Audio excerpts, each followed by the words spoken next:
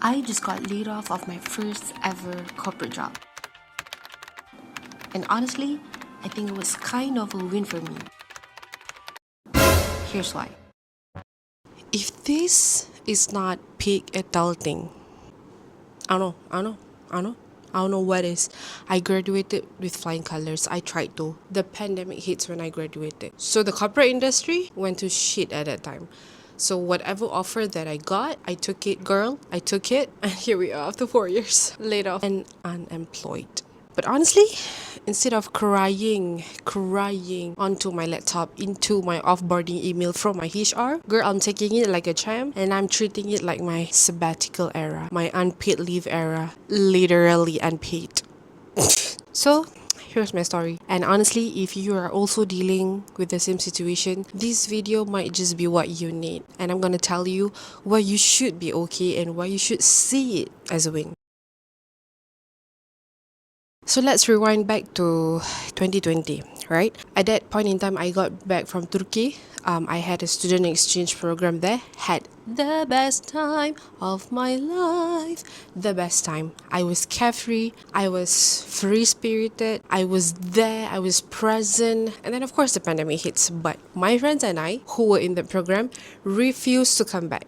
We refused to come back because it was a sponsored trip. I am not gonna get sponsored for a whole semester going into any other country at any other time in my life. So I told myself, bro, you're not going anywhere. You're staying here. You're staying put in Turkey and you're gonna have the best time of my life. And I did. So as much as it was a life-changing experience as that was, when we got back, of course, Corona got worse in my country. And I got hit with the filthiest slap, literally, from reality. And I thought, oh shit, I'm graduating. That would mean I need money. That would mean I need to work. And that would mean adulting, scariest thing ever. So talking about adulting, right? After that, I went for my internship.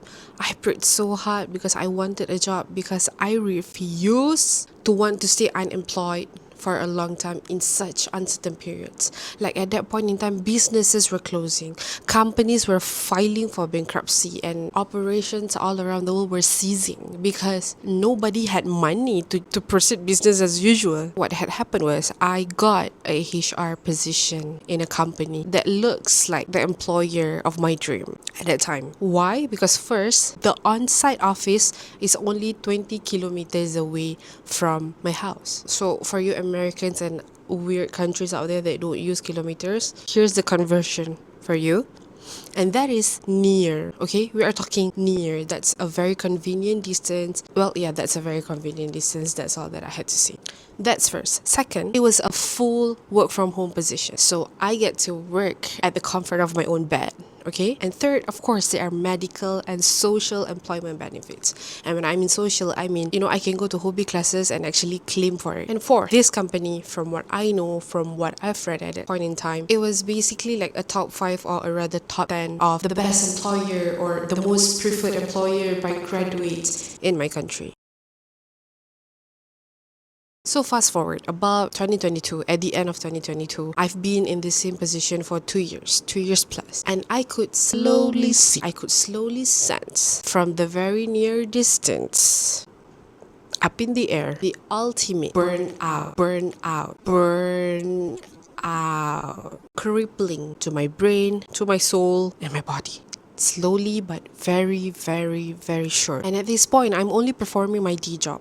I did not have any creative outlets. I did not have any artsy outlets. I did not have things to do for my own personal gratification. So what I do is I wake up in the morning, whether or not I have my breakfast, I have to log in into my company system to perform my D job. At 6 p.m., I log off, I stress, I detach or I don't, and I watch TV or brain rot, doom scrolling on my phone, and then I realize, oh shit, it's nearly 12 a.m. I need to go to bed. And then I wake up early the next morning and at night doing the same thing over and over and over and over again. And we are talking about like 1,000 days of doing this, okay? 1,000 days of doing this. I did not have a creative and a dynamic life as I would like to, and not to mention at that point, I was at my lowest of low. And I mean lowest of low in terms of my mental health, because I was severely grieving my brother and my best friend, because in 2022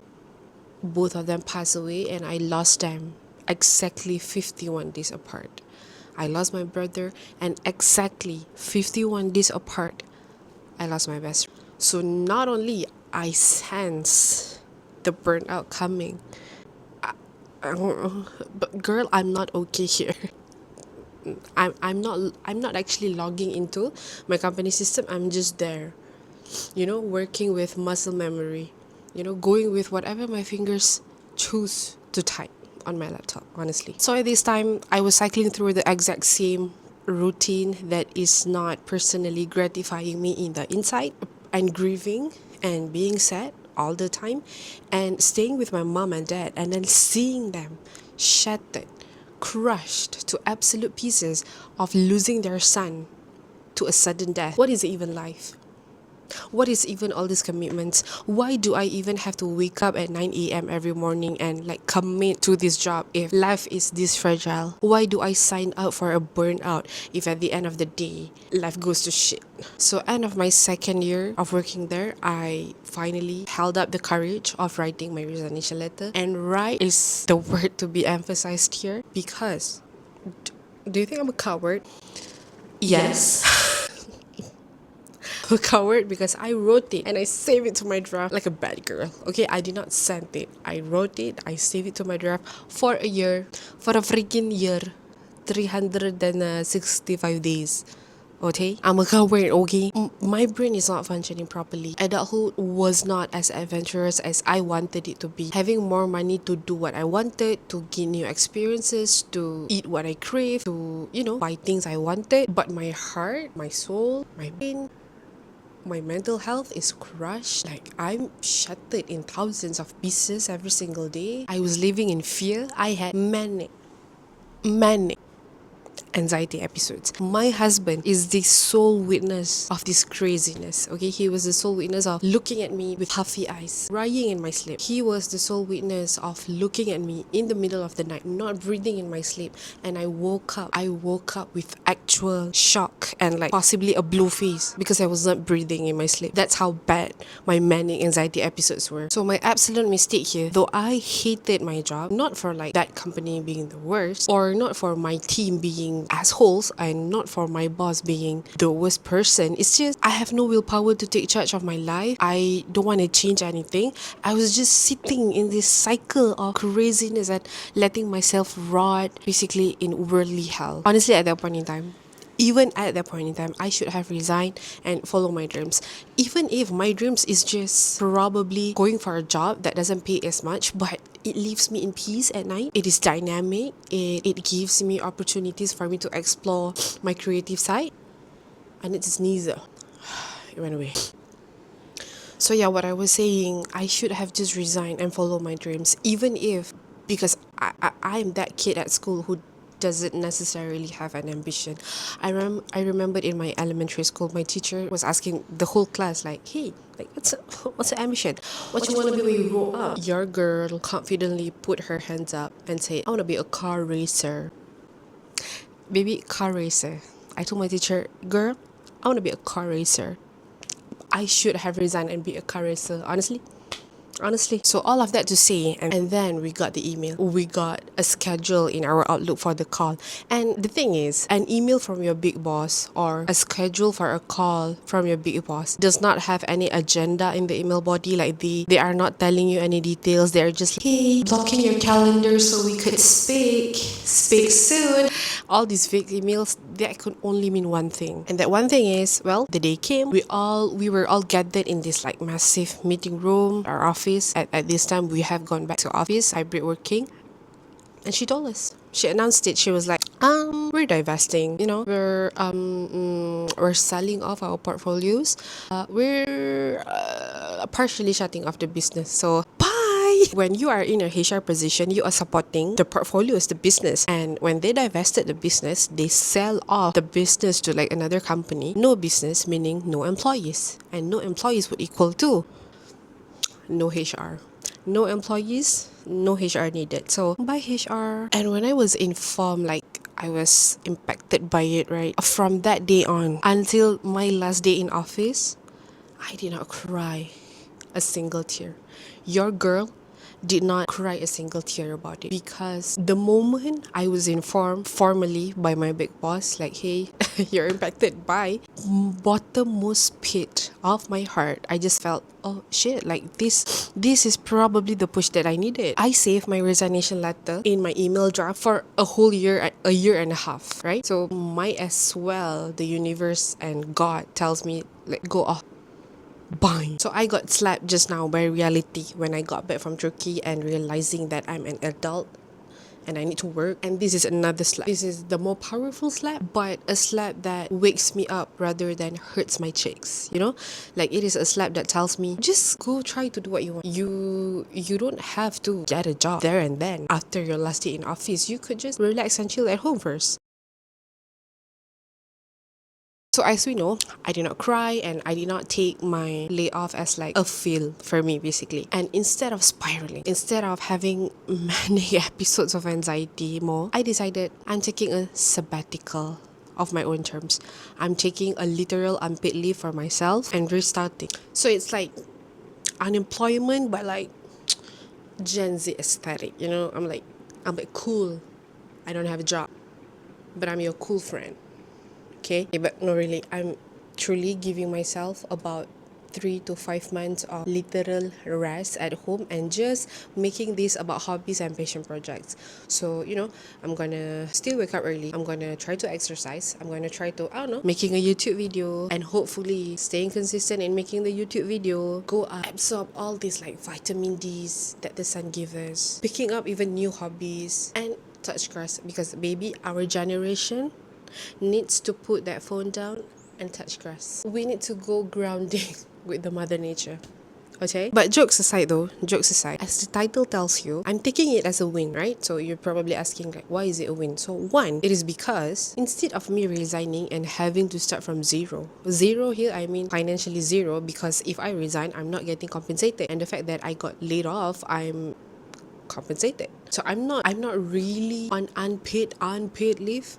Like I'm quite honestly paid. It's just that not on a monthly basis anymore. It's just given to me as a lump sum and I need to like be smart and manage my finance. But all of that to say, it is still a win because I'm not starting from zero. Secondly, it's a win because this period will be my first time ever in 8 to 9 years of my life not having any commitment to abide by at 9 a.m. It's a small stupid thing, but obviously for the past 9 years, I was committed to my studies in my university for like 4 years and then 4 years plus at my job. I literally started working 3 weeks after I graduated. So I finished my last class of my entire university years. That particular day, 3 weeks after that, I started my job. No, you know, the fun, I graduated, unemployed era, nothing for me. So this is it. Excuse me. This is it for me. I have not been able to just passionately think about my breakfast for 9 years because I have 9 a.m. classes, so I can't have breakfast. I just have to straight away go to lunch because I have full class. And then with me working, I'll just be in front of my laptop and I just eat instinctively. Like if I feel I'm too hungry to work, I go for breakfast and then I eat whatever that is there. But now I don't have a commitment at 9 a.m. I can think about my breakfast the night before. Like today, I committed to like waking up, showering. I went downstairs. I made myself 2 toast, okay, topped with strawberry jam, and then I made myself 2 eggs. And I finished my passionate breakfast with exactly 7 grapes. 7. And I got time to think about it. I even got time to like wash my dishes. Like my heart wants to do it rather than another chore and then I have to go up and then be in a meeting. So I basically never had time to enjoy the nothingness. And thirdly, but to me it's the most important, it's a win for me because I'm not tying my self-worth to the job that I accomplish on that day on a daily basis. You know how daily usually we would have like our own to-do list, and then when you get a lot of checked marks at the end of the day, you feel accomplished, you feel so good, you feel like on top of the world. But you feel it. But then if you're just if you felt sick, you don't feel like accomplishing your to-do list, and at the end of the day you just feel like shit. That's just the reality. And I keep on tying my self-worth to that to-do list on a daily basis. So every time I feel sick, I'm having a migraine, and every time I log off, I feel like poo-poo. Like the literal poo-poo you do down your toilet. And that is such a win of not having to feel that. So you've known I've got laid off, you've heard my story about the layoff, and you know now why I think for now it is a win for me. Not for now, why it's a win for me. I still think there are important lessons to take from this whole experience, right? Maybe I have notes, okay, because I'm taking my lessons, my life lessons very seriously, so like I'm reading you. I'm reading it for you. First, detach how we feel about work and what is actually going on in our personal life. Dude, I know we hear this every day, and I know we feel it in our hearts every day, like, I don't care about work. I don't care about work. But you spend time at your day job for 9 hours per day. So it's crazy to not give a shit about it. And I've lived through it, so I know it's much easier to say it than actually to do it. And trust me, once you learn to compartmentalize all these thoughts and stress, you can really manage your mental health so much better, because you know that kind of stress is a stress for work. So let me deal with it tomorrow. The stress right now, I need to choose something on Netflix to watch while I eat my delicious dinner. Compartmentalize. Secondly, on my note, I wrote, learn and pick up one hobby that you can do after 6 p.m.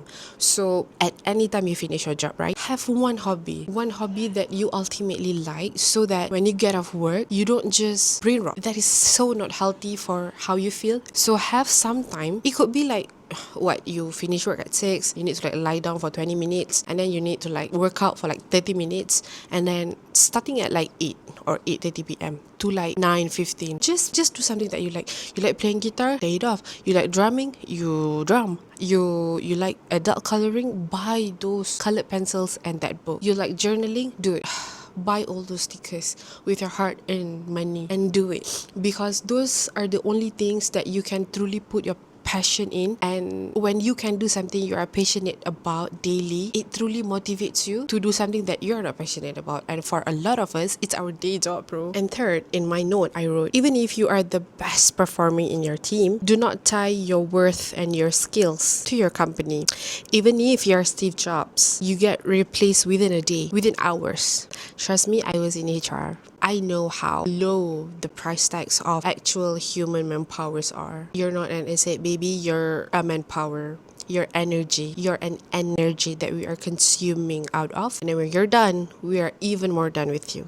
So just honor your skills and your achievements as a weapon of you moving on, not you being grateful to your company. Thank you, whatever company, for giving me this platform to be this, to get this skill. The company should fund you for trainings. So don't be grateful to your company for the skills and achievements that you got. Honor it for yourself. Like, oh shit, I went through that, and I got that, and I got to send for that training, and I achieved that. Don't tie it to whatever that entity is. You know, don't be grateful for your company. Be grateful to God if you believe in one, or rather be grateful in your fate and the universe placing you there as a part of your life journey for you to move on. So yeah, I got laid off. No, I did not get laid off. I got my first job, and I got laid off of my first job. So yeah, that is one hell of a conversation I can have with other people, or with my children and my grandchildren, bro. But yeah, I got my first dream job and I got laid off of it. It's a personality, okay? It's my personality right now in my sabbatical era. And if you have been laid off too, welcome to the club, bestie. We might not have employment benefits, we might not have pension funds, we might not have medical benefits, but we have memes, we have TikToks, and we also have Pinterest to romanticize every little shit in our lives. And it works every time. So peace.